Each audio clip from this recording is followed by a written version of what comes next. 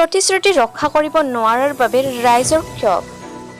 পাকা বেটাৰীত বিধায়ক মুৰ্দাবাদ ধনী, আকৌ দলং বিতৰ্কত বিধায়ক জাকিৰ হুছেইন চিকদাৰ। এইবাৰ বিতৰ্কত স্থান সৰুক্ষেত্ৰী সমষ্টিৰ দক্ষিণ পশ্চিম অঞ্চলৰ পুলকাবাৰী পথাৰ।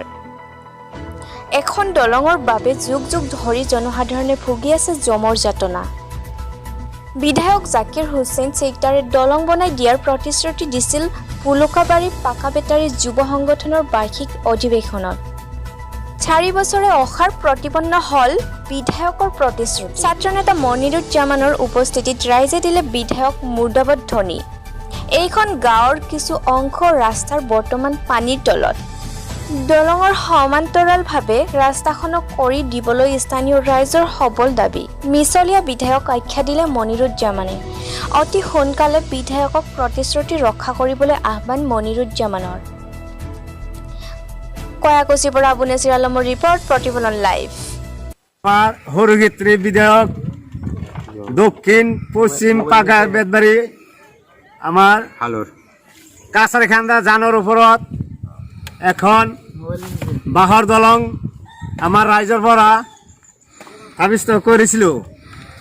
আমাৰ ইয়াতে 1 বছৰ আগত আহি পেলাই আমাৰ ইয়াতে ক্লাবৰ ফাংচনত আমাৰ যি প্ৰতিশ্ৰুতি দান কৰিছিল সেই প্ৰতিশ্ৰুতিটো ভংগ কৰিছে।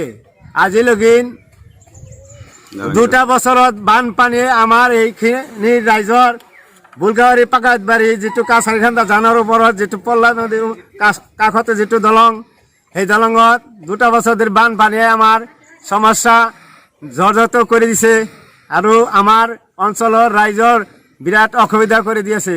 জাকিৰ চিকদাৰ আমাৰ যিটো প্ৰতিশ্ৰুতি দিছিল সেই প্ৰতিশ্ৰুতি ভংগ কৰিছে। আৰু বিগত তাৰা ডাক্তাৰৰ যিটো প্ৰতিশ্ৰুতি দিছিল 2 টাৰ্মত ML হৈছিল, সেইটো এই প্ৰতিশ্ৰুতি ভংগ কৰিছে। তাৰপিছত আহি জাকিৰ চিকদাৰেও যিটো আমাৰ এই অঞ্চলৰ ৰাইজক যিটো প্ৰতিশ্ৰুতি দিছিল একোৱে কৰিব নোৱাৰিলে। এতিয়ালৈকে আমাৰ ভুলকাবাৰী আৰু পাকাবাৰী কাছাৰখান্দা জানৰ ওপৰত যিটো দলং বাঁহৰ নিৰ্মাণ কৰিছিল ৰাইজে, এতিয়ালৈকে দলংটো মানুহ গামছা পিন্ধি পিন্ধি খোজ কৰি যাবলগীয়া হৈছে। গতিকে আমাৰ সৰুক্ষেত্ৰী জাকিৰ চিকদাৰক আমি কৰাৰ জৰিয়তে অনুৰোধ কৰিছোঁ, অচিৰে আমাৰ এই কাছাৰখান্দা জানৰ ওপৰত যিটো দলং আছে বাঁহৰ দলং ফেলাই দি পেলাই আমাৰ যিটো RCC কৰিব লাগিছিল, যিটো প্ৰতিশ্ৰুতি তেওঁলোকে কৰা নাই। অনুৰোধ কৰিছোঁ আমাৰ বিধায়কসকলক আমাৰ এই প্ৰতিশ্ৰুতিটো আমাৰ সফল কৰক। আমাৰ উপস্থিত আছোঁ সৰুক্ষেত্ৰী বিধানসভা সমষ্টিৰ অন্তৰ্গত দক্ষিণ পশ্চিম বেতবাৰী আৰু দক্ষিণ বেতবাৰীৰ সীমান্তৱৰ্তী অঞ্চল পাকা বেতবাৰী পাথাৰত। এই পাকা বেতবাৰী পাথাৰত এইটো দলং স্বাধীনতাৰ আগৰ পৰাই ৰাস্তাটো এতিয়া ৰাস্তা আছে, এইটো ভুলকাবাৰী পাথাৰ।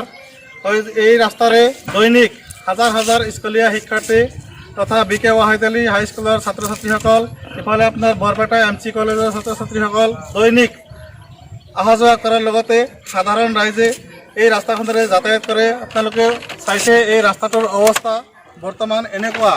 কিন্তু আমাৰ বিধায়ক মহোদয় মাননীয় জাকিৰ হুছেইন চিকদাৰে 2বাৰকৈ পাকা বেতবাৰী ভুলকাবাৰী যুৱ সংগঠন যিটো আছে সেই সংগঠনৰ ফাংচনত আহি বিধায়কে 2বাৰকৈ প্ৰতিশ্ৰুতি দিছিল যে মই এই ৰাস্তাটোৰ লগতে এইখন দলং পাৰ্মানেণ্টলি বনাই দিম।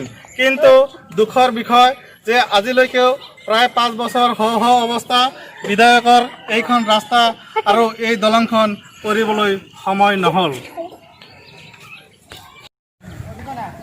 মই ইয়াতে উপস্থিত আছোঁ সৰুক্ষেত্ৰী সমষ্টিৰ 41 নং দক্ষিণ পশ্চিম বেতবাৰী আৰু 42 নং দক্ষিণ বেতবাৰী গাঁও পঞ্চায়তৰ মাজভাগত পল্লা নদীৰ কাষত থকা এটা ভঙা চিঙা দলঙৰ ৰাইজে নিজৰ গাঁঠিৰ ধন ব্যয় কৰি প্ৰত্যেক বছৰে নিৰ্মাণ কৰা এটা ভঙা দলঙৰ ওপৰত মই এতিয়া থিয় হৈ আছোঁ। আৰু এই বসতি ইয়াত যিবোৰ অঞ্চল বিশেষকৈ পাকা বেতবাৰী ভুলুকাবাৰী পাথাৰ এইবোৰ অঞ্চল স্বাধীনতাৰ আগৰ পৰা ইয়াত মানুহে বসতি স্থাপন কৰি আছে। কিন্তু আজি একবিংশ শতিকাতো এই দুইখন পঞ্চায়তৰ যি কানেক্টিভিটি, যি সংযোগ স্থাপনৰ যি মূল ৰাস্তাৰ মাজভাগত যি বৃহৎ প্ৰকাণ্ড এটা দ খাল হৈ আছে, কিন্তু কোনো এজন বিধায়কে, কোনো এজন পঞ্চায়ত প্ৰতিনিধিয়ে আজি পৰ্যন্ত তেওঁলোকৰ চকুত নপৰিল। ইয়াতে পাকাবেতবাৰী যুৱ সংঘৰ দুবাৰকে আমন্ত্ৰণ জনোৱা হৈছিল বিধায়কক, মোকো আমন্ত্ৰণ জনোৱা হৈছিল। বিধায়কে মোৰ সন্মুখত, হাজাৰ হাজাৰ মানুহৰ সন্মুখত 2টা বছৰৰ এই ক্লাবখনৰ বাৰ্ষিক অধিৱেশনত আহি ইয়াত দলং কালপাৰ নহ'লে এওঁলোকৰ যোগাযোগৰ কাৰণে পথটো সুচল কৰি দিব বুলি ৰাজহুৱাভাৱে প্ৰতিশ্ৰুতি প্ৰদান কৰিছিল।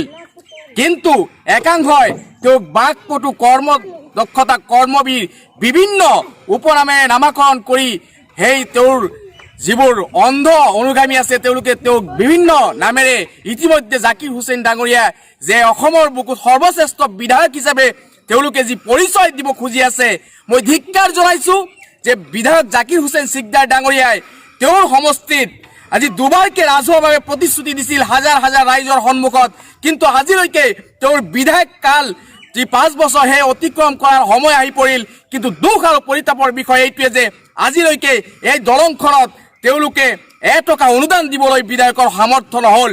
চৰম প্ৰতাৰণা কৰিছে এই বৃহত্তৰ পাকাবেতবাৰী অঞ্চল, এই বৃহত্তৰ পাকাবেতবাৰী ভুলুকাবাৰী পাথাৰ অঞ্চলৰ ৰাইজৰ লগত।